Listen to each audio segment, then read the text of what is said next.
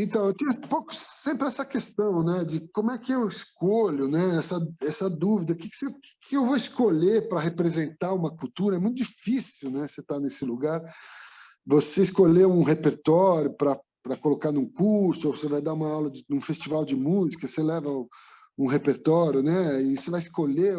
Agora eu vou dar aula no festival de Curitiba, que agora vai ter festival de inverno também, oficina de música de Curitiba. Depois eu vou dar aula no festival de Ourinhos. E aí você vai dar aula no Festival de Músicas do Mundo, né? Músicas do Mundo já é um nome engraçado, né? Porque as pessoas falam, tem músicas que não é do mundo, que não são do mundo. Né? A gente fala, músicas do mundo. Não, é que as músicas, em geral, os cursos de música não têm músicas do mundo no sentido amplo do que a gente entende por mundo, né? Em geral, os cursos de música têm um universo muito restrito, né? Ou se é música popular, vai ficar na MPB, ou no jazz anglo-americano, pop anglo-americano, no jazz. Se é, se é música erudita, aí vai ficar nesse universo mais eurocêntrico, Alemanha, França, né? Mesmo os outros países da Europa, às vezes, estão fora do mundo, né? Desse mundo, né? Que esses universos abarcam. Aí você vem lá, aí pega, para dizer que tem diversidade, pega lá um compositor português, pega um compositor da Finlândia, pega um... Né? Mas é assim, é uma diversidade de mentira, né? A maioria dos cursos que eu vejo por aí que falam, vamos fazer músicas do mundo, geralmente então é uma música da Alemanha, uma da França, uma da Itália, essas são as músicas do mundo, né? Então, essa é a diversidade que aparece quando as pessoas se propõem a fazer alguma coisa ligada a músicas do mundo. Então, quando eu falo mundo, é um mundo com M maiúsculo mesmo, é o mundo. Músicas do mundo. Né? A gente pensar o mundo como o mundo todo. Né? Então, e aí aquela coisa, né? O que eu vou escolher para representar a música do Japão, por exemplo? Porque o Japão, né? A gente sabe que um país nunca, hoje em dia, tem muito essa ideia de Estado plurinacional, né? E é muito legal essa visão de Estado plurinacional. Quer dizer, não existe Estado-nação, é uma invenção, né? É uma invenção. Dentro desse Estado-nação, você tem muitas culturas dentro dele. Então, você pensar o Brasil, só de culturas indígenas, cujas línguas a gente é incapaz de compreender, às vezes, uma palavra, a não ser que eles falem Brasil, presidente, né? Palavras usadas do português, as outras palavras você não entende lufas, né? Então são culturas, né? São países, né? São nações mesmo, nações indígenas das quais a gente não, né? Às vezes são mais distantes da gente do que um país do que você falar Itália. Falar Itália para a gente às vezes é mais próximo do que uma nação indígena, em termos de compreensão, né? De universo, de pensamento, de forma de ser, estar no mundo. Né? Então, a gente entender que o nosso país são muitas nações e todos os países são muitas nações. E como é que você vai escolher alguma coisa para representar o Brasil? Né? Uma vez eu acho engraçado, eu viajei estava viajando, não sei, acho que para a China, e no avião tinha uma revista assim de bordo que falava assim: lembranças para você trazer dos países, coisas que representam o país. Aí nos Estados Unidos era um boneco do Mickey. Na Rússia era aquelas mamuscas lá, que é aquela boneca que uma entra dentro da outra e tal, sabe? Que você vai tirando uma bonequinha menor de dentro da maior. E no Brasil, sabe o que era? Era uma sandália havaianas. Mas é interessante, né? Se pensar que as havaianas são o símbolo do souvenir do Brasil para você levar. Mas o que você vai escolher para o Brasil? Samba? Samba não reflete o Brasil. Aí, ó, o Rogério já está com suas havaianas. E eu também, Rogério. Apesar do frio. Muito bom. Não, de fato, então, assim, eu lembro sempre do poema do Rumi, né? Que fala assim, você não é... O Rumi fala assim, você não é uma gota no oceano. Você é o oceano numa gota. Eu acho interessante isso, assim, a gente pensar que a gente está aqui perdido no Brasil, mas, de certa forma, o Brasil inteiro também está um pouco dentro da gente, né? Se a gente pensar que esse português anasalado que a gente fala, não, pão, os europeus não conseguem imitar direito, né? Pau, não, né? Sabal, né? Difícil para o europeu falar, para o português de Portugal falar esse indígena que a gente tem no nosso português brasileiro. Tá aqui, o índio está aqui, no nosso não, no nosso pão. Então, assim, a gente tem toda essa diversidade do Brasil, está um pouco dentro da gente, né? As coisas do Nordeste, coisas do Sul, né? Enfim, e coisas do mundo, né? A gente é o oceano numa gota, né? Então, quando eu vou pensar no Japão, o que eu vou escolher, cara? Entra toda essa crítica, né? Pós-moderna, né? Tudo que é relativo à identidade, à autenticidade, tudo isso tomou um pau dos teóricos, assim, mas levou uma sova, assim, feia, né? Então, você falar em identidade cultural, falar em uma música autêntica, música brasileira, tudo isso foi ridicularizado in extremis, né? Assim, na academia em geral, por todos os pensadores pós-modernos, né? Então, aí eu estava nessa entre a cruz e a espada, de ao mesmo tempo que eu querendo encontrar singularidade, né, de uma coisa, pensando nessa coisa líquida dessa visão pós-moderna de liquidez, de que as coisas, né? E aí eu fui para pensar um pouco esse relativismo cultural, né? Eu vi que tem filósofo aí, depois você me fala que eu só estou falando besteira, tá? Eu vi aí no chat que tem gente da filosofia. Posso estar falando umas bobagens aí sem fim, tá? Mas aí vocês me corrijam. Eu estou aberto aí a tomar pau. Eu adoro tomar porrada teórica, assim. Então, aí eu fui pensar nessa coisa do relativismo como uma coisa antiquíssima, né? Essa ideia do budismo, tudo é impermanente, né? Você não entra duas vezes no mesmo rio, do Heráclito de Éfeso, né? Você pega taoísmo, né? A natureza imutável do Tao é estar sempre em transformação, né? Então, essas visões de que está tudo em mudança, e ao mesmo tempo a gente percebendo que tem coisas que são muito características de culturas, né? Você ouve uma música e você fala, meu, isso, se você pensar autenticidade nesse sentido de comprovar a origem, né? Você ouve uma música e você fala, isso aqui é japonês, porque pô, tem shamisen, koto, o tipo de ornamentação da voz, as escalas que usam. Você fala, bom, isso aqui é uma música nesse sentido de como é que chama? Reconhecer firma, né? Documento autenticado, né?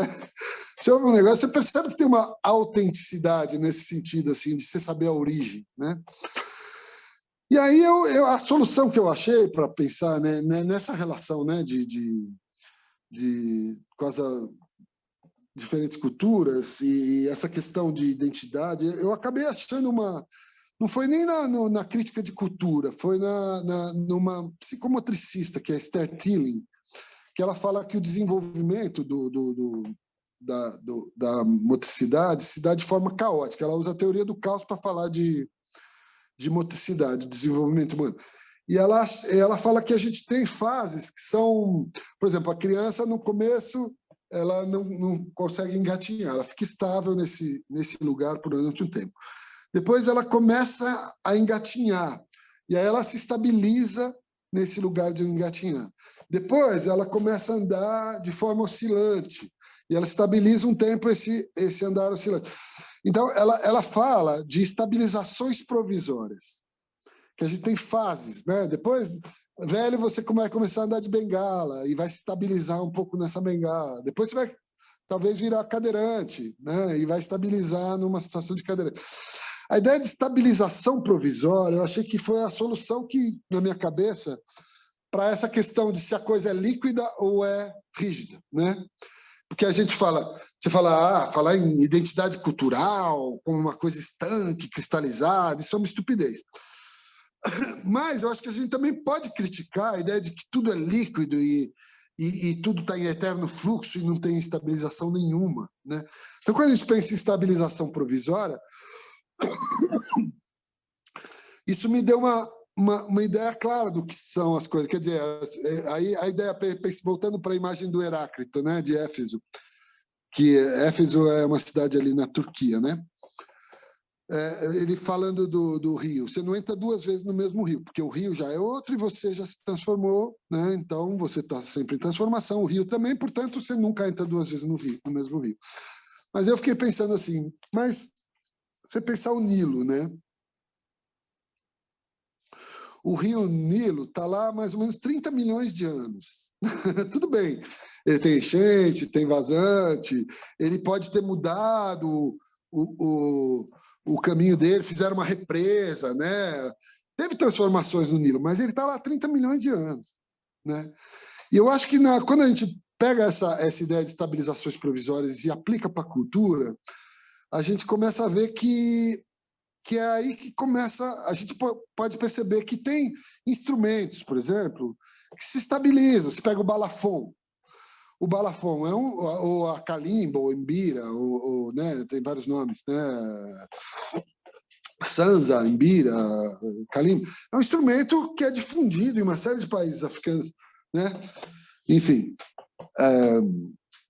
Bom, voltando para o assunto que eu estava falando, né? Então, você pega esse tipo de instrumento, se estabiliza em determinadas regiões culturais, né? Assim como você pode dizer que no Japão tem alguns instrumentos que se estabilizaram. Aí você vai criticar, mas os vários instrumentos do Japão vieram da China, e daí? Tudo bem, vieram da China e se estabilizaram no Japão, né? Aí você fala, mas inventaram instrumentos novos, o Jushigen, que é o koto maior, com mais cordas, que dá os graves. Isso é uma novidade, é uma invenção. E daí? Tudo bem. Ele está dentro de uma linguagem que está estabilizada lá e está viva. Por estar viva, ela está sofrendo transformações. Agora, daí para você dizer que é a mesma coisa, o Michio Miyagi, por exemplo, que é um compositor que compõe em cima da música japonesa e mudou, inventou instrumentos, incorporou linguagens da música europeia, incorporou coisas do Debussy, do impressionismo na música dele, mas está conectado com a tradição. Dizer que ele é a mesma coisa que uma banda pop japonesa que imita igualzinho um pop anglo-americano, não dá para você botar na mesma região.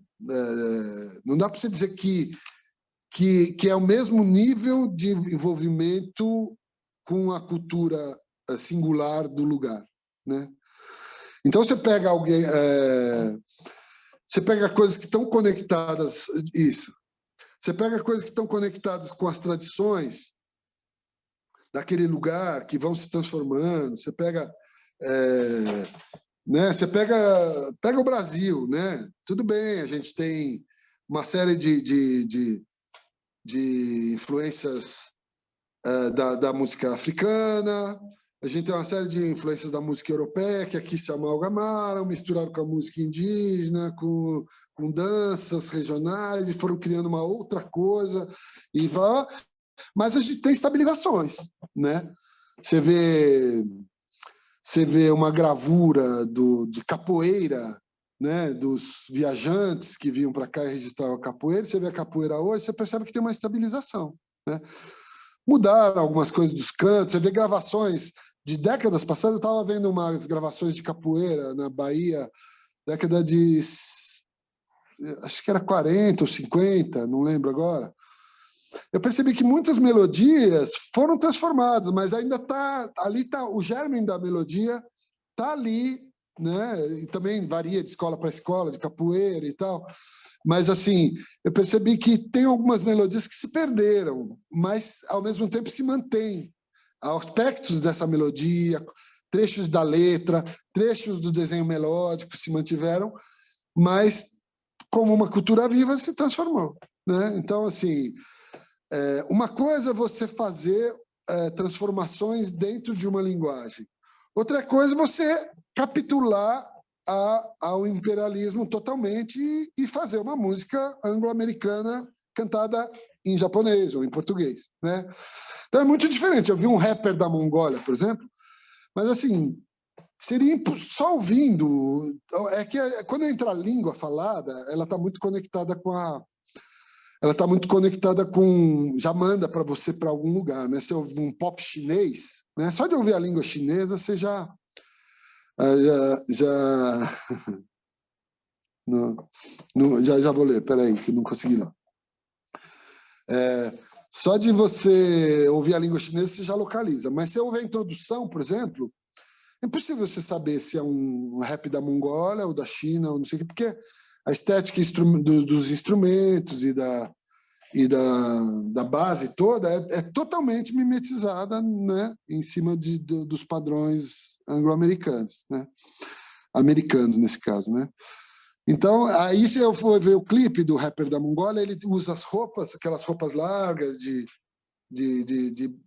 parece um pouco aquelas camisas de basquete, pá, os colares de ouro, e os carrões, e umas minas deitadas no carrão, não sei o quê, mas é assim, é impressionante. Você só sabe que é da Mongólia um pouco por causa do rosto dele e por causa da língua, né? Então, assim, tem 50 tons de cinza entre você capitular completamente ao imperialismo musical, cultural, e você dialogar com coisas externas. São dois lugares diferentes, né? E aí eu lembrei da história do navio de Teseu, né?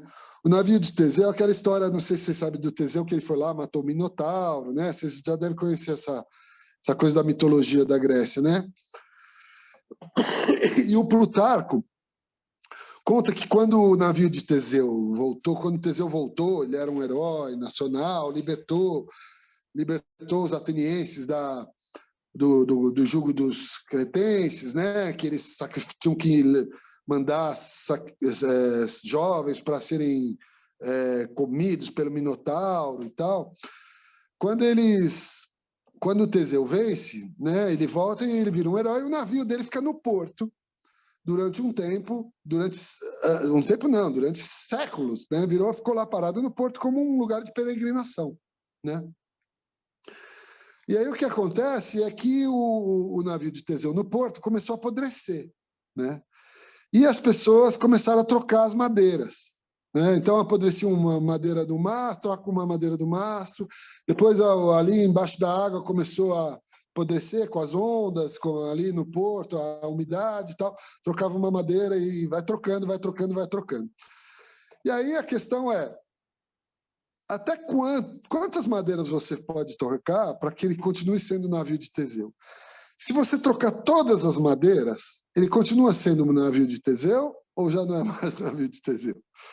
E aí eu acho que em cultura um pouco se aplica um pouco isso, né? Assim, e aí tem uma história engraçada, porque alguém fala assim, o Plutarco contou essa história, né? Mas aí o Thomas Hobbes, um matemático, falou assim, e se alguém guardasse todas as madeiras podres e fizesse um novo navio de Teseu com as madeiras que tinham sido retiradas do velho, né?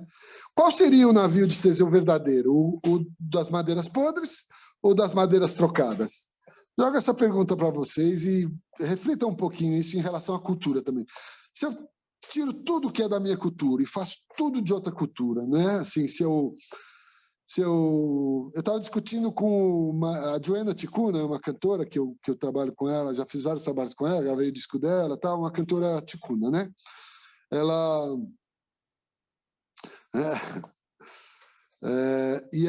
o marido dela falou assim: qualquer música feita por indígena é música indígena. Isso pode fazer sentido no sentido de uma política de resistência, né? Mas fiquei pensando, se um indígena vai para a Índia, fica morando lá décadas, morando na Índia, estudando citar, canto, ritmos, os talas indianos e tal, e fica lá fazendo música indiana, convivendo com músicos indianos. Você pode dizer que ele faz uma perfeita música clássica indiana, né? Assim, totalmente dentro dos padrões indianos, super aceito no meio indiano. Como tem brasileiros que vão para o meio flamenco e se tornam grandes guitarristas lá no flamenco e tal. Será que você pode dizer que o guitarrista que está fazendo flamenco lá na Espanha, que ele faz música brasileira só porque ele nasceu aqui?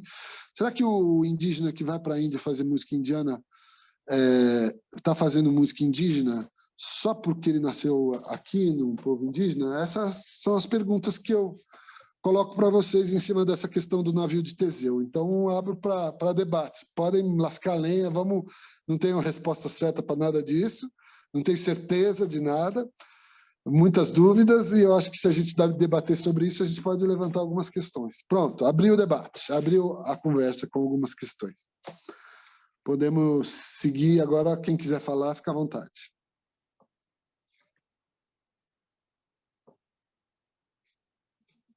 Esses são os embates, né, que sempre tem, né, entre o autêntico e o híbrido, né? Aqueles discursos, essas narrativas na América Latina eu ouvia muito isso, de la música autóctone. Autóctone, Autóctone, então, aquela música legítima, sem contaminação, né? Como se existisse, né? Pureza cultural é um negócio que não existe. Né? Geralmente está ligado a uma mentalidade meio fascista, né? Meio totalitária, né? Não necessariamente fascista. Pois é, mas assim, foram alguns movimentos que acabaram fazendo com que ou revitalizasse ou desse uma cara assim, né, de vamos, por exemplo, teve na América Latina o movimento da Nueva Canción chilena, da Nueva Canción argentina. Esses movimentos fizeram assim não é só questão de nacionalismo, mas foi um momento que quase toda a América Latina estava estava militarizada, né? Com presidentes todos militares, e era um momento de resistência, e foi esse momento que teve mais essa questão, né, de vamos valorizar a música de raiz, a música autóctone, né? Então, tem esses dois lados. Por um lado, parece fascista, mas, por outro lado, foi um instrumento de ir um pouquinho contra, tanto é que o coitadinho do Vítor Jara foi um marco, né? Foi fuzilado, né? Foi enforcado e fuzilado, não sei. Cortaram os dedos. Isso, é verdade. Eu fiz um show Começou só de música assim a indígena uma vez. tortura. Fala tipo, aí, toca aí, quero ver você tocar. Ia cortando dedo por dedo. Não, então, isso é interessante, porque a ideia de estabilização provisória, de certa forma, a gente tem a Gayatri Spivak, né, a teórica indiana, que ela fala em essencialismo estratégico, né, essencialismo estratégico e político, né. Se a gente vê os novos movimentos identitários, né, todos os movimentos de defesa da mulher, da negritude, dos indígenas, tem a ver com aspectos identitários. Mas aí você fala assim, puxa, mas tudo é tão líquido, né? Se tudo é tão... Se a gente nunca entra duas vezes no mesmo rio, como é que a gente pode dizer que existe identidade indígena, identidade negra, identidade feminina? Então, assim, quando essa ideia da Gayatri eu acho muito bacana, que tem a ver um pouco com a ideia de estabilização provisória, né? Assim, só que a ideia dela é assim, olha, tudo bem, cada mulher é diferente de outra mulher, mas tem uma situação da mulher que é evidentemente injusta, né? Assim, explicitamente injusta. Então, né? Assim, tudo bem, tem vários negros muito diferentes. Você tem rico, pobre, você tem acadêmico, você tem isso aqui. Mas tem uma questão da negritude que de certa forma gera uma identificação, né? Você fala identidade, aí que entra, então é um essencialismo que artificialmente você cria por uma questão de luta política, né? Então ela chama de essencialismo estratégico. Eu gosto muito dessa ideia dela. Na verdade, ela fala disso em relação às castas. Quem é a autora mesmo? É Gayatri Spivak. É uma indiana que o livro dela se chama como é que chama? Podem os subalternos falar? Podem falar, como é? Podem falar os subalternos? Eu não sei, depende da tradução. É a Gayatri Spivak que fala aí, essencialismo estratégico. Essencialismo estratégico, de certa forma, dialoga com a minha ideia de identidade, de estabilizações provisórias, né? O Boaventura Souza Santos fala muito isso, né? Assim, a gente tem o direito de ser diferente quando tentam nos igualar, né? nos tirar a nossa singularidade, e a gente tem direito de ser iguais quando começam a tratar a gente como diferente, né? Então, um pouco essa dialética aí. Bom, não sei, alguém perguntou alguma coisa, alguém falou alguma coisa? Vamos ver. Tem uma Márcia Martins, está perguntando o que é o ser para Parmênides. O ser é e o não ser não é. Para Heráclito, o ser e o não ser são em dialética. O que compõe uma identidade, a ideia do navio ou a materialidade do navio? Pergunta da Márcia.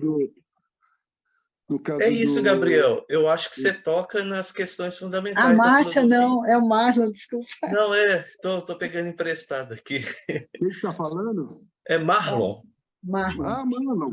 Marlon, você já estava na outra conversa, não estava? Tava sim, foi ótimo, foi massa. É o filósofo. Você que é o filósofo. É o fisólogo, eu sou o fisólogo. E aí, reflita, teça suas considerações sobre as bobagens que eu falei. Vamos lá. Não, bobagem não. Você está tocando pontos, né? Que eu acho que talvez a filosofia nasceu muito na pergunta sobre o ser, o que é. Uhum. E aí os dois lá, Heráclito e Parmênides, deram soluções que vão ser trabalhadas ao longo da história, né? Hegel, Nietzsche, a contemporaneidade, cada um vai dar uma resposta, mas de certa forma eles voltam muito a essa tentativa de definição do ser, se o ser e o não ser são separados, aí são identidades separadas, ou se o ser e o não ser se interagem.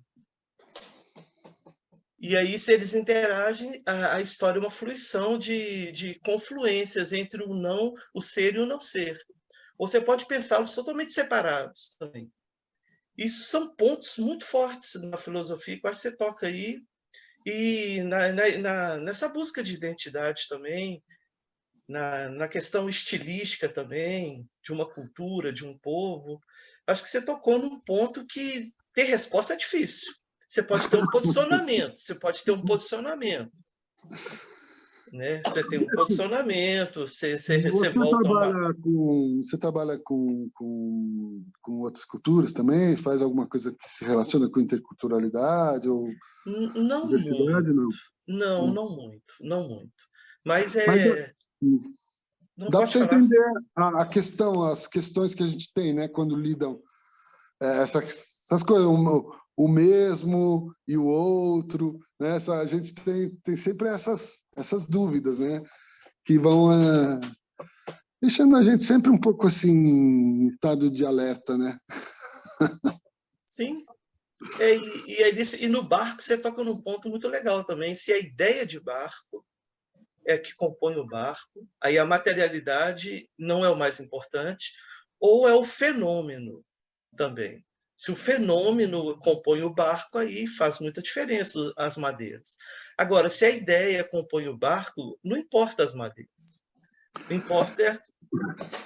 Mas você fala assim, olha, a ideia, não importa as madeiras, a gente foi trocando as madeiras, o importante é a ideia. Quer dizer, aí o barco poderia afundar, poderia desaparecer. A ideia do navio de Teseu continuaria na mente das pessoas como um conceito, como uma memória, como uma imagem.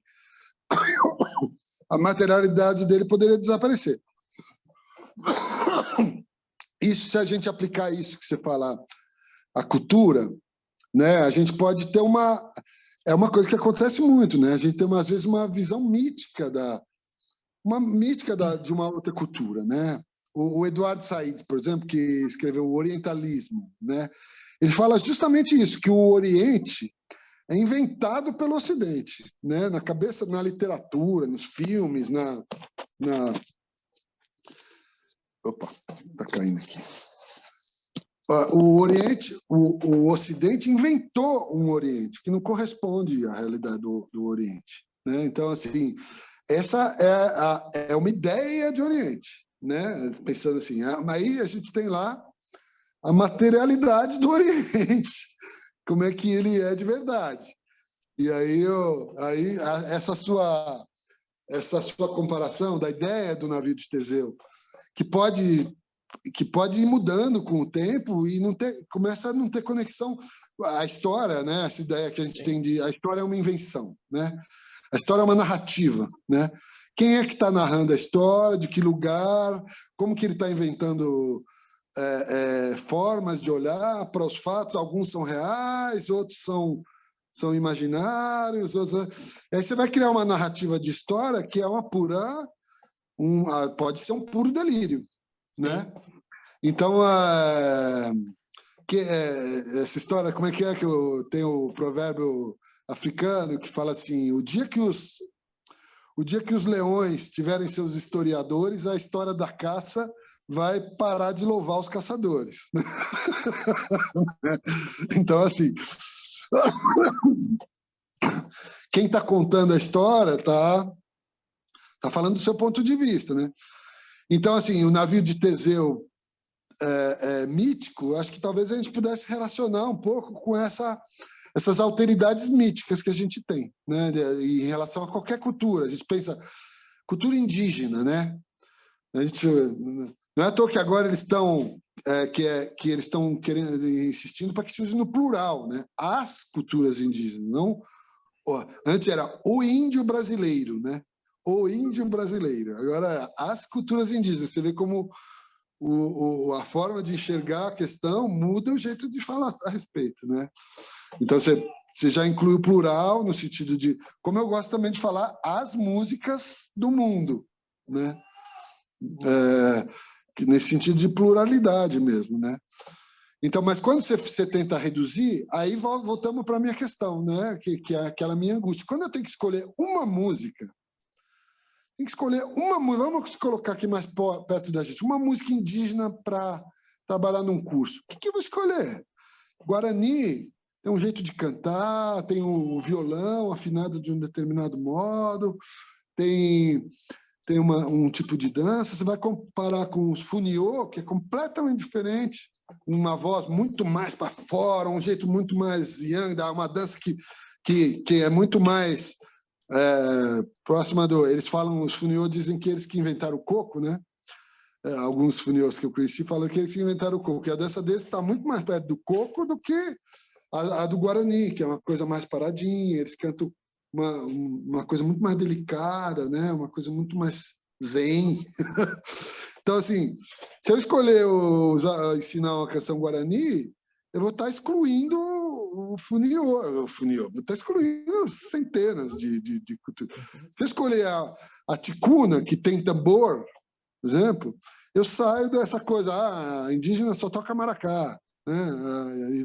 Maracá e flauta. Aí você vai lá, os caras têm tambor, tem não sei o quê, tá? Então, assim, é muito diverso. Aí eu vou escolher o quê para fazer no meu curso, entende? Então, assim, essa sensação de que é impossível mesmo você abraçar uma totalidade. E aí, quem é que é a gota, né, o oceano na gota das culturas indígenas brasileiras? Se eu colocar o Guarani, acho que eu não estou colocando os funiô, né? Então, assim, esse oceano, grande oceano das culturas indígenas, não pode estar representado. Então, quais são os critérios que eu vou usar? Em geral, eu uso os critérios meio aleatórios também, né? Assim, por exemplo, um dos critérios aleatórios é eu gosto. Eu acho essa música do caralho, bicho. Acho sensacional essa música. Eu gostaria que as pessoas conhecessem. Eu acho lindo. Quero compartilhar essa beleza. Uma coisa altamente subjetiva e a partir dos meus padrões de gosto, né? Uma outra coisa que eu uso, assim, o que tem de realmente singular ali, né? Assim, puta, tem uma escala que eu não vejo em lugar mais nenhum do mundo. Tem uma escala ali que é muito... Nossa, só vejo ali, muito rara. Né? Um tipo, sei lá, pega a polifonia dos pigmeus, por exemplo. Uma polifonia absolutamente singular. Você não tem música igual a isso em lugar nenhum do mundo, parecido. Né? Então, assim, você fala, bom, aí é um outro critério, assim, o ineditismo da expressão musical. Né? Uma coisa absolutamente característica, né? Autêntica. Para usar essa palavra proibida. Autenticamente, né, da cultura dos pigmeus.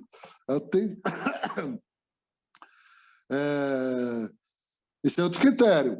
Um outro critério que às vezes eu uso também, que eu acho que é um critério facilitador, é assim, se didaticamente ele é possível, é passível de se fazer dependendo do grupo com que eu vou trabalhar.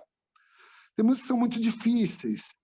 Você trabalha quarto de tom, por exemplo, quarto de tom da música árabe, da música iraniana, da música persa, da música árabe, da música do Maghreb, ali, da região arabizada do norte da África. Muito difícil você pegar fazer quarto de tom é um sofrimento, não é uma coisa que você... Depende do tamanho do curso também, né? Se for um curso de 10 anos, eu posso fazer isso. Se for um festival de música, você vai ficar 5 dias lá no festival e vai sair fazendo alguma coisa, eu sei que vai dar ruim. Então, assim, esse é outro critério, didático. É possível se fazer. Às vezes eu uso só como material para escuta. Às vezes agora, por exemplo, nesse último Etno, eu fiz uma tentativa de uma cantora argelina que veio fazer a música argelina. E quando ela cantava com quarto de tom. Quando o coro cantava sem quarto de tom. Talvez a gente possa ouvir um pouquinho isso. Quer botar, Alice? Isso é interessante de ver. Ou talvez a música do Kurdistão também, que é outra estética que também... O Kurdistão é uma região... Mais uma dessas que não é só na África que os países são aleatórios. Tem muitos lugares do mundo que são aleatórios, as divisões de países, né? O Kurdistão é um país que não existe, mas existe a cultura do Kurdistão. É um pouco do Iraque, um pouco do Irã. Assim. Como você fala País Basco. País Basco não existe enquanto país, né? Mas é um pedaço da Espanha, um pedaço da França, né? É um povo, né? Então, Antigo, né? É um povo, né? Então, poderia dizer que é uma nação, só que não nação nesse sentido, né, de Estado-nação, né? Em qual minuto, mais ou menos? Vai andando. Essa é a cantora argelina. Deixa eu ver se aí ela está cantando a dela ou se ela está cantando outra. Põe aí, vamos ver. Não, aqui é uma música japonesa. Ela está cantando uma música japonesa. Isso que é legal do Etno, porque é gente do mundo inteiro e todo mundo se arrisca a fazer a música de outros lugares, né? Vai um pouquinho mais para frente, Deixa eu ver. Aqui é Kurdistão. Pode pegar essa do Kurdistão. Esse carinha que está um pouquinho antes. É um carinha com uma roupa cinza. Que tá de cantor. Esse é nas cordas. Esse aí. Esse cara é um cantor do Kurdistão. Vamos ouvir um pouquinho. Vamos ver se vai dar certo.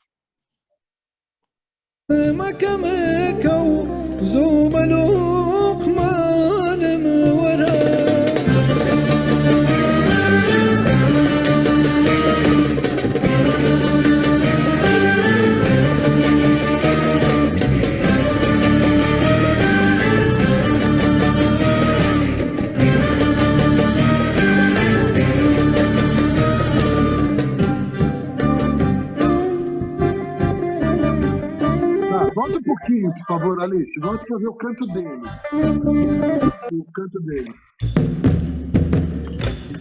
Taiko aí? Você conhece, Alice? Essa é taiko com a...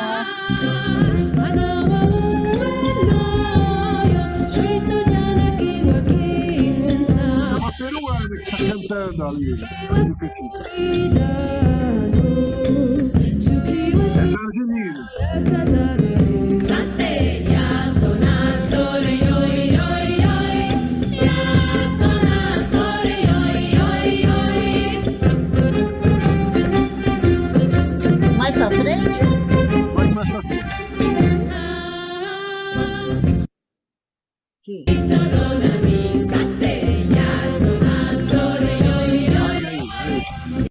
Um pouquinho mais para frente. مستحيل تقارن هذا.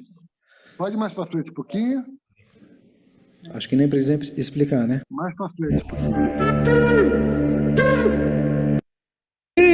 قد ذكرت صوت حجيم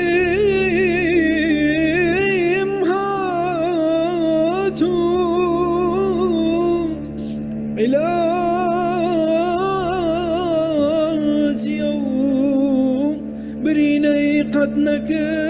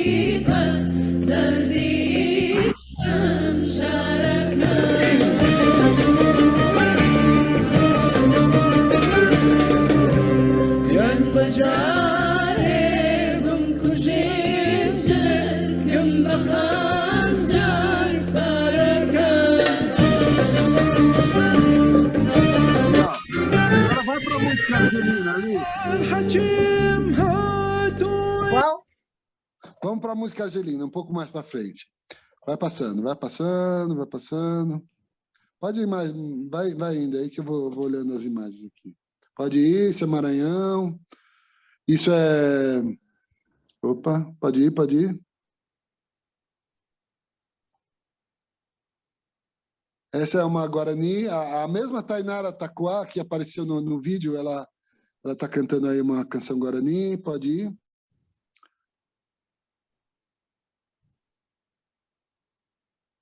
Ela fez um sucesso absurdo ali no Teatro Municipal, aplaudiu ela em pé. Esse é um baiano, fazendo samba de roda. Esse é um palestino, fazendo uma dança da Palestina, um dub. Aí, ó, acho que aí a Argentina... Ah, não, aqui ela está cantando. Ai, meu Deus, onde está a Argentina? Essa é da Argélia, né? Essa é da Argélia, é. Não, trechinho, acho que aí ela está cantando a música da Palestina. Dá um play aí, vamos ver.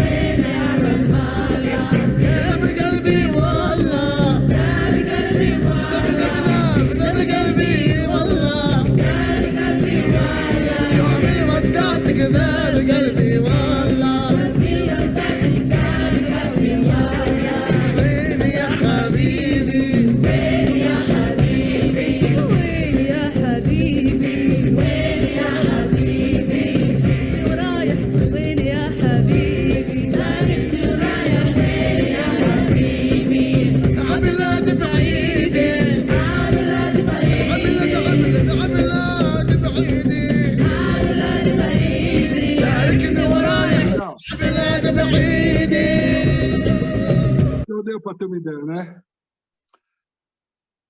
Podia ver a Guarani cantando ali. Pode pôr um pouquinho, é bem bonito. E ela tá com o ukulele, né? Isso que é engraçado.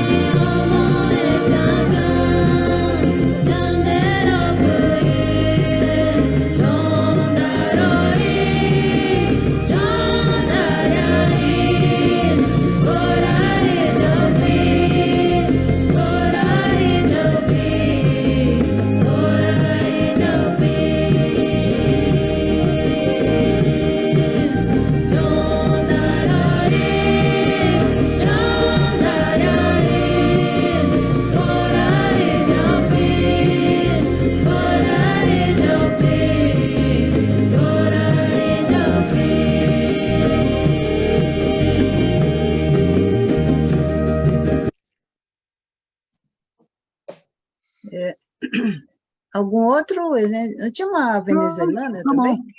bom. Tá bom? Tinha uma peruana. Ah, é peruana. Lá tem chilenos também. Bom, depois vocês podem assistir Etno Brasil 2022. E esse Etno, na verdade, é um projeto da Jeunesse Musical Internacional, que é a JMI, né? Jeunesse Musical Internacional, Juventudes Musicais Internacionais, que é uma instituição que nasceu no pós-guerra. É interessante, assim, depois da Segunda Guerra Mundial, os caras falaram, tá, eu adoro aquela ideia de que essa autocrítica, né, essa ideia civilizatória que a gente tem. Eu adoro aquele desenho que tem assim, aquele desenho da evolução lá, né, que tem um macaquinho, depois né, aí vai evoluindo, aí chega no Homo sapiens e tal, e o último tá voltando, assim, fala, volta que deu merda. É isso, né? A gente achando que está evoluindo, fala, volta, que deu ruim, deu? Mas toca onda. Rafael tá bem, Renan Ventura, tá bem informado, hein? Sobre Mignon. Você toca Mignon, Rafael? Cadê? Quem é o Rafael? Renan Ventura. Ele conhece a música japonesa que entrou ali na parada. Eita, Magda aqui, olha. Ah, ele toca shakuhachi. Ah, que chique. Que legal.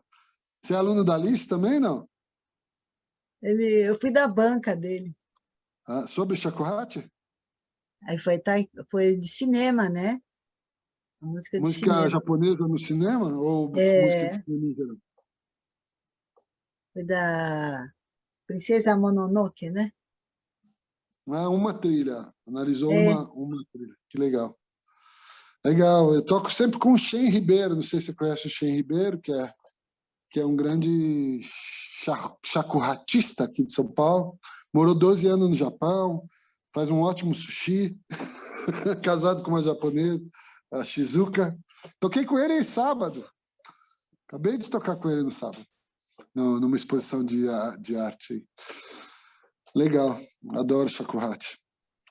Bom, Então, vimos mais um pouquinho do meu eu falei trabalho até aí, que né? apresentei ali que ele toca shamisen, né? Eu conheci ele lá na escola da Tamir, tocando, Ah, tocar é modo de aprendendo dizer, né? shamisen. Tocar shamisen é modo de dizer, né? Mas eu gosto de experimentar. Porque quando você trabalha com músicas do mundo, você tá meio... não adianta, é assunto demais. Não dá para você tocar bem djembe, tabla, shakuhachi, e bansuri, e sei lá o quê, alaúde, não sei o quê. Não dá. Então, assim, você fica, né, você ganha em visão ampla e perde em profundidade, né? Não dá para você ser profundo no mundo inteiro, né? Seria impossível, literalmente precisaria umas 300 encadernações para você poder viver um pouquinho da música do mundo inteiro. Mas isso não significa que você não possa apreciar, não possa escutar, não possa conhecer alguma das principais músicas, né? Abrir um pouquinho a escuta, né? Uma pessoa que fala assim, não, eu só toco bar, só sei tocar bar, só estudo bar, sou especialista em bar. A pessoa fica com uma visão de música assim, né? Tudo bem, vai se aprofundar muito no bar. Mas isso é quase que anti-bar, né? Você pensar, uma pessoa que só pensa em um compositor é exatamente o oposto do que o bar fazia. Porque o bar, por exemplo, usava para fazer improvisações, eu tocava Vivaldi, e tocava uma peça do Vivaldi e depois saía improvisando sobre a peça do Vivaldi. Ele tocava... Ele faz suítes francesas, suítes inglesas. Quer dizer, se você quer se especializar em bar, tem uma visão multicultural como o bar teve, né? O Osman, quer falar alguma coisa, Osman? Vamos lá. Opa, queria, professor, Oi. tudo bem? Boa noite. Estão Beleza? Boa escutando? noite. Estou escutando bem, pode falar. Negócio massa, estou lavando a alma aqui com esses relatos essa noite. Legal. E eu estava vendo o senhor falando de todas essas experiências, eu ainda tenho um monte de perguntas, eu vou tentar sintetizar em duas no máximo. Uma é assim, Pode fazer sabendo um monte, não tem problema não. que, assim, a gente sabe que o sistema musical ocidental e europeu, né, particularmente, ele é extremamente dominador por diversos motivos, né? Assim, e foi usado dentro da arte também para reforçar uma ideia colonizadora e tal, né?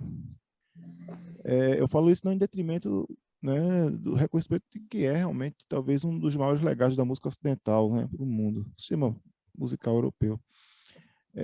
Mas eu digo isso realmente não o colocando à frente de outros, obviamente. Mas ele tá aí em todo canto, né? Uhum. E eu fico pensando que nessa pesquisa toda, nessa vivência toda, como é que você faz para identificar ele disfarçado de outras coisas assim no meio? Ou não há uma preocupação disso?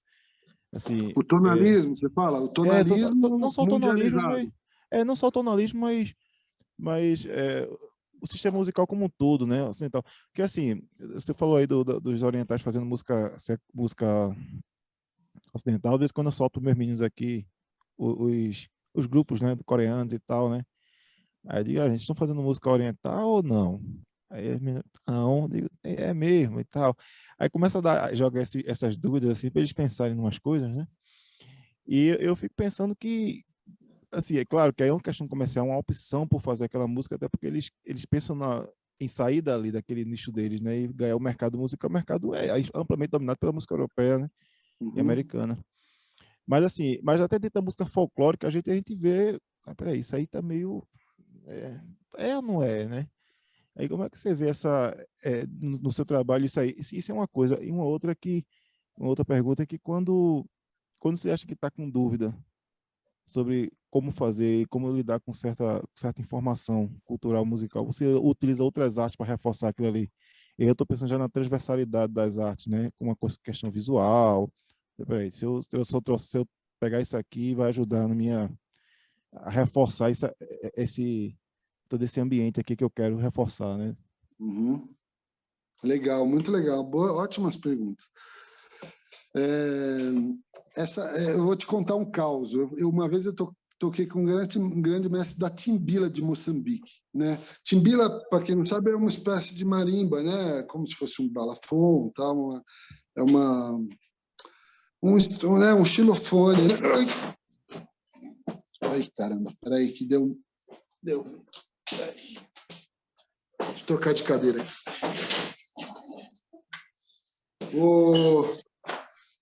A timbila a timbila tradicional tem umas afinações muito loucas para gente, assim, né? E o músico que tocou comigo, ele falou assim, olha, eu tenho as timbilas na afinação tradicional, mas se ele vem com uma timbila em afinação tradicional, ele não consegue tocar com ninguém de outros lugares que não sejam os músicos da região dele. Aí ele tem uma timbila em afinação que ele chamou internacional. Que é isso, que no fundo é isso, é o sistema temperado, né, europeu, tal, 12 notinhas, tal, ou diatônica, agora eu não lembro mais, mas era assim, afinado nas notas do piano, vamos dizer assim, né, simplificando. Então você pega gamelão de Bali, por exemplo, o gamelão, né, da Indonésia, toda, que são aqueles sinos, né, os sinos de metal que são tocados alguns como os metalofones, outros maiores e tal, que tem uma afinação absurdamente louca também para a gente. É difícil de você entender o que está acontecendo, mas é maravilhoso. Você ouve, você fala, é maravilhoso, mas é completamente fora da nossa afinação. A timbila de Moçambique também, se você buscar timbila por aí, procurar grupos tradicionais de Moçambique, você vai ouvir umas afinações também louquíssimas. Que essa é a mania de europeu, né? Achar que o mundo é desafinado, que só ele é afinado, né? Quando, na verdade, é exatamente o contrário. Eles têm sistemas de afinação sofisticadíssimos, né? É um barato... no meu mestrado eu cito essa cena, né, do Berlioz, nas exposições universais que tinham lá na Europa. O Berlioz viu a exposição universal, acho que em Londres. E tinha um grupo do Vietnã, se não me engano, e ele falou assim, olha, parece uns animais ganindo, parece uma música de criança fazendo bagunça, não sei o quê, uma coisa assim, completamente pejorativa. Assim. E o Debussy depois vai na exposição, me lembro, acho que era em Paris mesmo, na exposição universal de Paris, e vê os gamelões, e ele fala exatamente o contrário. Ele fala assim, a nossa música, perto da música deles, parece música de criança. Ele percebe a riqueza, mas para você ouvir o outro e perceber a beleza, você precisa estar com o ouvido aberto, né? Se você fala, não, só o que eu faço que é música e o resto é delírios aí, de gente primitiva e não sei o quê, né? Aí você fica nessa visão, mas você vê que os próprios europeus começaram a questionar a estética deles como única gramática mundial, né? Você vê lá o Stockhausen vai para a Mongólia e vai se inspirar nos cantos da Mongólia, lá aqueles cantos harmônicos e tal.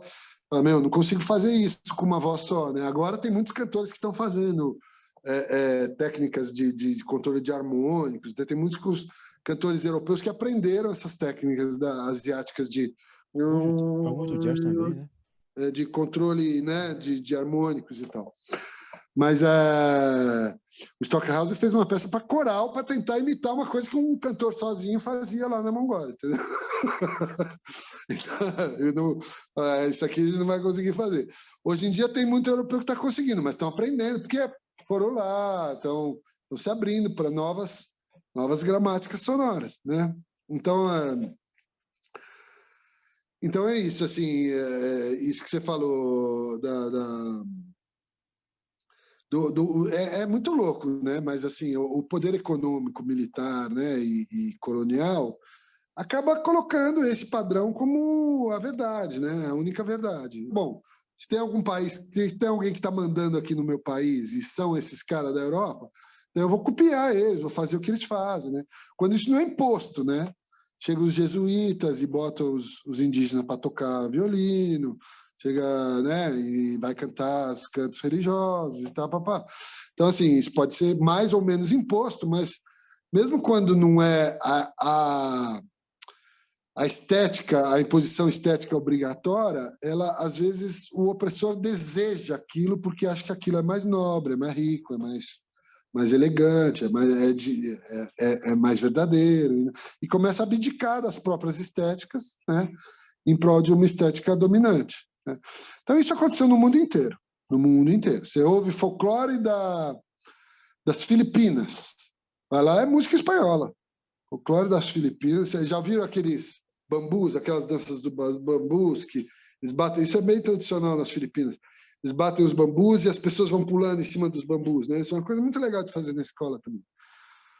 Mas os cantos são todos cantos hispânicos. Você ouve lá, saias, são saias espanholas, é tudo meio do colonizador.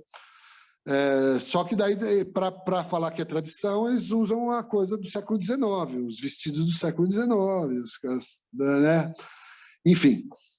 Mas, bom, não é à toa, né? Filipinas, o nome Filipinas é por causa do rei Filipe da Espanha, né? Até o nome do país é o nome do rei da Espanha, né? Então, aí não tem saída mesmo, né?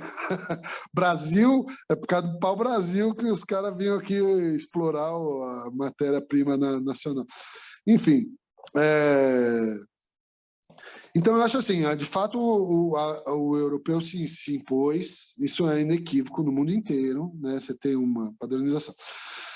Mas aí você tem as vielas, né? Você tem as rotas de fuga, como diz o Deleuze, né? Você tem... Eu chego na China, por exemplo, eu chego em Xangai.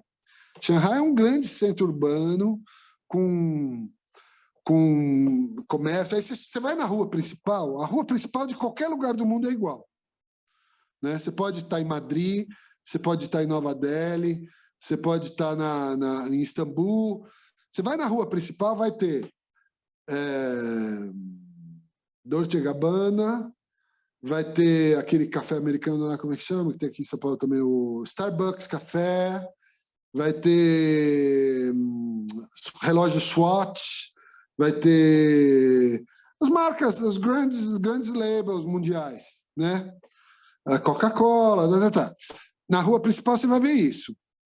Aí, se você quer ver alguma coisa diferente, você tem que começar a sair da rua principal, né? E aí você vai para as vielas, né? Essas são as rotas de fuga culturais que a gente consegue achar, né? Aí você começa para a viela, você começa a já ver um restaurantezinho ali que faz um pastelzinho diferente, tradicional chinês. Aí você vai mais para um bairro mais periférico, às vezes aí você vai lá um grupo com instrumentos tradicionais chineses, não sei o que, tá. Então, é assim, você não vai... se você ficar só ligando a rádio, mais sucessos no Brasil é a mesma coisa. Você liga o rádio, você vai ouvir rock, pop e tal, né? Você quer ouvir você quer ver uma roda de capoeira, ela não vai estar na rua principal. A roda de capoeira vai estar... né, vai procurar, vai no boca a boca, vai falar com o mestre, alguém que conhece, você vai chegar numa capoeira. A mesma coisa, sei lá, o Paulo Dias fala que quando ele foi pesquisar o Batuque de Tietê, se não me engano é essa história, Batuque de Tietê, que é uma manifestação aqui, né, de matriz africana aqui na região sudeste, ele estava na rua de baixo, do mesmo bairro onde tinha o Batuque de Tietê. Ele falou, sabe onde que é o Batuque daqui, o bairro famoso, Batuque de Tietê e tal? Batuque de Tietê? Não, nunca ouvi falar, nem sei que existe.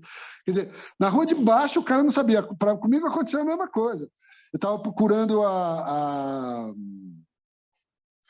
comunidade Baiaruá, lá que fica uma comunidade indígena de vários povos que vivem juntos, na periferia de Manaus.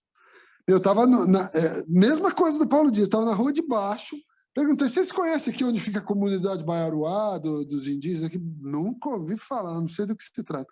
Então, assim, é muito louco, mesmo quem está do lado não vê Quer dizer, a invisibilidade é tanta que o cara realmente, quando falam, não, dar voz, né? O pessoal ridiculariza, fala, vamos dar voz às comunidades tradicionais, dar voz. Aí a pessoa critica, não tem que dar voz, os caras já têm voz, tem que dar ouvidos, né? Ouvidos para Pois é. as pessoas ouvirem, porque a voz os caras têm.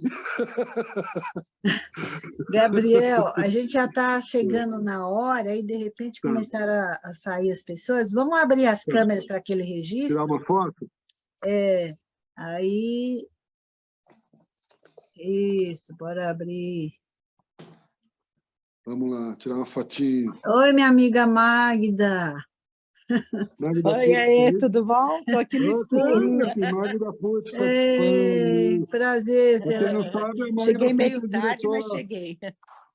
diretora musical do Mauaca, né? Que é o grupo que eu participo já há 27 anos. A gente faz 27, música eu falo que é música ordinária, né? World music, né? Música ordinária. Essa é do Gica. O Gica Vamos lá, Tucão então. falava aí, o Gica, O Gica música do... ordinária. Do Gica Tucão, né? Da dupla. Eles são Ele fala música de relaxo, não é música de relax, é música de relaxo e world music. Deixa eu fazer aqui um print aqui, então, vamos lá. Você tira o print aí? Tiro. Ixi, caramba, errei, peraí. 1, 2 Dá um sorrisinho para fingir que vocês gostaram do que eu falei. Poxa, peraí, que eu não estou conseguindo. Não sei por quê. 4. 1, 2 tá. Peraí. Command 4. Não, Command Shift 4. Isso. Outro. Agora foi. 1, 2 e X. Pronto. Valeu, gente. Beleza, então, Obrigado. olha. Qualquer coisa, questões e tal, eu tenho meu Instagram, Gabriel Levi Músico. O meu Facebook, como eu estava muito lotado, o Facebook tem limite de pessoas para adicionar, né? Eu mudei o nome para Gabo Leve. Gabo Esse é o que Leve. eu tenho. Mas eu não posso adicionar ninguém lá, porque só pode 5.000 pessoas e aí já não consigo mais adicionar nem quem eu conheço. Então, no Instagram é mais liberal, é Gabriel Levi Músico, adicione-se lá, qualquer coisa, acompanhe a programação, e a gente pode continuar as conversas lá, tá? O que não deu tempo de falar aqui. Tem só um comentário, né? Tá, Josélia, peraí, antes da gente despedir aqui, tem um comentário aqui do Gilberto, você quer falar pessoalmente, Gilberto? Boa noite. Penso Oi. que o que permanece é o símbolo. Oi, Quer falar, boa Gilberto? noite. Oi, Oi. estão me Pode ouvindo? Boa resumir noite. tudo. Oi, Tudo tudo bem? bom? Eu sou músico, sou compositor, sou artista também, pesquisador. E era sobre aquela história do navio e da cultura, da permanência da cultura, o que é e não é. Uhum. Eu vejo muito como símbolo, né? É aquele que carrega o símbolo, aquele que carrega a memória, é que eu acho que ele tem a preferência de ser o navio, né? No caso, mesmo que outros reconstrua com o mesmo material, mas se ele não carrega o símbolo, não quer carregar o símbolo, a memória, ele não vai ser. Agora, eu tenho uma curiosidade assim, muito interessante sobre essa sua metáfora, porque eu vi essa metáfora de perto. Eu vi, assim, por exemplo, na Espanha, em Vigo, o navio, o Nina, a caravela Nina, que descobriu a América, Santa Maria Pequenina, está portado em Vigo. Eu fui lá, eu entrei dentro do Nina, porque é um turismo, e eu fui lá, vi tudo, né? E ele está lá intacto, totalmente preservado, só que não. Ou seja, não existe nada original dele, nada mais original dele. Mas foram reconstruindo a caravela, foram reconstruindo com o material podre, foram reconstruindo em cima do material podre. Agora, eu te pergunto, o Nina, né, a caravela que está lá, é ela? É ela? Sim, é ela que está carregando a memória, o símbolo, né? Certo. Então, Agora, e a pergunta do Hobbes? Se alguém pegasse todas as madeiras retiradas e montasse um outro Nina, a gente teria 2 Ninos, porque as duas teriam a aura, vamos dizer, da expedição, né? Tanto a que foi trocada, que foi, né, ali, aham, e a gente teria 2 caravelas, Nina. teria, Esse é o teria. paradoxo, né? Sim, teria. Teria, porque a cultura não é uma só, a cultura é a ramificação mesmo. A cultura é isso mesmo, ela é isso, ela não é uma verdade absoluta. Legal, Exato, seria sim, seriam 2, sim. Uma interessante. orgânica e a outra transgênica. Pronto. Exato, e a cultura é isso, né? Ela é permanente, ela é a troca do diálogo, ela é ramificação, é árvore, né? Legal, interessante. Muito bacana. É, ué. Eu estudei um pouquinho o Maurice Halbwach, sabe, o francês que estudou memória. Ele tem um livro que chama Uhum. Memória Coletiva. Eu achei muito bacana assim, essa ideia de que as culturas, os grupos de comunidades têm memórias coletivas. Essa que é a tese dele, né?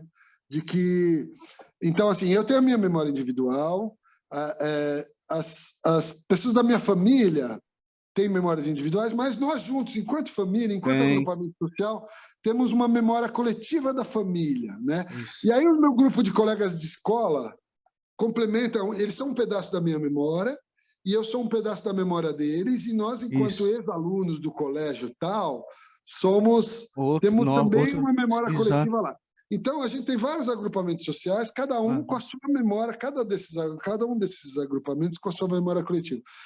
E a gente tem uma coisa geracional também. Todos nós, por exemplo, que passamos pela pandemia, né, vivemos uma experiência que foi muito radical. Então, isso vai ficar numa memória de geração, né? Então, assim, a gente tem uma série de memórias disso aí. Agora, alguém que viu o navio... Imagina alguém que viu o navio antes da reforma. Ele fala, pô, tirou toda a magia do navio. Na minha memória, o navio era outro. As madeiras tinham aquele... Né? Uhum. Tinha aquele não sei quem, papai. Agora trocaram tudo.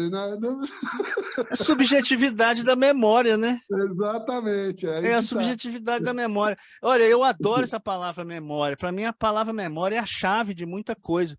Eu tenho comigo o meu ditado que eu carrego é o seguinte: sem memória não há resistência. Sem memória, você não sabe onde que você está, você não sabe para onde você vai, nada. É verdade. Memória é um negócio muito forte. Você sabe que eu costumo falar que nas artes, você sabe que Mnemosine é a deusa da memória, né? Mnemosine, a deusa da memória. E as filhas de Mnemosine são as musas, né? Acho tão interessante isso, que as artes são filhas da memória, né? Eu acho isso uma barata. Exato. E, de fato, para você apreciar uma obra de arte, você precisa mobilizar não só a sua memória toda cultural e tal, mas assim, dentro da própria obra, você está lendo um livro, você chega no segundo capítulo, você precisa lembrar o que tinha no primeiro para você entender quais são as personagens. Você está vendo uma pintura mesmo, né? Você tem uma leitura assim espacial e de certa forma, quando você chega quando está olhando ali, você está lembrando do que você viu no outro espaço do mesmo quadro. E essas configurações você vai fazendo a partir da memória do que você tem da sua leitura, né? Então, assim, a gente pensar que sem memória não existe arte, não existe... Né? Eu acho mó barato. É porque senão se torna uma arte só individual sua, né? Quando você está colocando ela no mundo, ela está dividindo memória aí com todo mundo. Uma obra aberta que onde cada um vai colocar a sua memória, vai interpretar a partir do seu universo, né? Do seu universo cultural. É isso aí. Muito legal. Mas é isso. Gostei de saber essa história da Nina, que ótimo. Sim, eu fui lá, tá lá. Acho que deve estar ainda, né? Muito bom. Valeu, bom demais. Quer falar alguma coisa? Ou você deixou sua mão... tá. Não, é só comentar a questão que também tem a memória afetiva, né? Dentro de todas essas memórias, né? Que essa memória afetiva, às vezes, cada pessoa tem o seu tipo de afeto, né? Então, às vezes... que uma memória para uma pessoa é diferente para outra pessoa. Né? Ela teve afetos diferentes ali. Se pensar na pandemia mesmo, né? Cada um foi afetado de um jeito. Teve gente que morreu a família inteira, e teve gente que ficou no mato e não teve nenhum contato dramático, mas assim, todo mundo viveu a mesma situação, mas alguns foram mais afetados nesse sentido de afeto, como a realidade te afetando, né? Uhum. E te mobilizando, as suas emoções, com a forma como se lida com a realidade, né? Isso vai gerar memórias, né, afetivas a partir de dados de realidade que te afetaram, né? Interessante. Uhum. Legal. Muito bom, gente. Adorei o Gente, papo, sempre estimulante para mim. dá ouvir essa vontade de conversa. ficar aqui a noite inteira, né? Muito bom, pessoal, sempre obrigada aí pela participação de todos, e especialmente nessa disponibilidade do Gabriel, e para fazer a gente pensar, né, muitas coisas, e exatamente desse tema que a gente está trabalhando, essa pluralidade, né, das músicas. Como é que chama? O Corium Aharonian, uruguaio. Aliás, tinha um uruguaio aqui presente, que ele já foi embora, o Fabiano. Ele já falava, naquela época ele não falava muito em músicas do mundo, mas ele abria a cabeça assim do pessoal de escola de música, assim, falando das músicas, né? Na época ele chamava de extra-europeias, né? Como um conjunto mesmo de músicas. E é sempre muito rico a gente estar aqui reunido, né? E um convidado tão especial. Já estou aqui fazendo convite para a Magda, ela já está aí ainda. Já saiu. Mas eu faço pessoalmente. Aí vai ser já para o próximo semestre, que a gente está encerrando o semestre. Hoje é o último dia? Não, não é o último dia, mas as próximas semanas são avaliações e tal. Certo. Legal, parabéns, viu, por vocês manterem um curso desses aí, porque isso não é comum, né? São poucos no Brasil, né? Eu acho que ter, assim, desde a graduação a músicas do mundo, no Rio tem. Eu conheci o professor de lá. E você, né, Gabriel? Que é mais do que você. Mas eu dou esse assunto em festivais, eu tenho Mas é o público. curso. Depois vocês público. podem conhecer também, chama a Magnífica Orquestra de Músicas do Mundo. É uma orquestra aqui em São Paulo que são meus alunos, de gente de toda a profissão, isso que é legal. Tem professor, tem gente da medicina, tem psicólogo, tem um cara que tem uma fábrica de tijolo, o outro, sei lá, tem todo tipo de gente. Então, a maior parte são músicos amadores, e montamos uma orquestra de músicas do mundo que está uma barata, a gente sai tocando por aí. Tem um documentário, depois passa para a turma o documentário da Magnífica. Você tem, Alice? Não tenho. Não, eu vou te mandar o documentário sobre a Magnífica Orquestra. É bem legal, porque discute bastante essas questões de diversidade a partir das experiências de cada um dos participantes, assim, é bem legal. Uhum. Aí, então, quem valeu, não gente. for aqui da UFPB, bom, alguns eu conheço como o Renan, deixa um e-mail aí que a gente manda os links aqui no chat, certo? O e-mail de vocês, a gente manda todos esses links.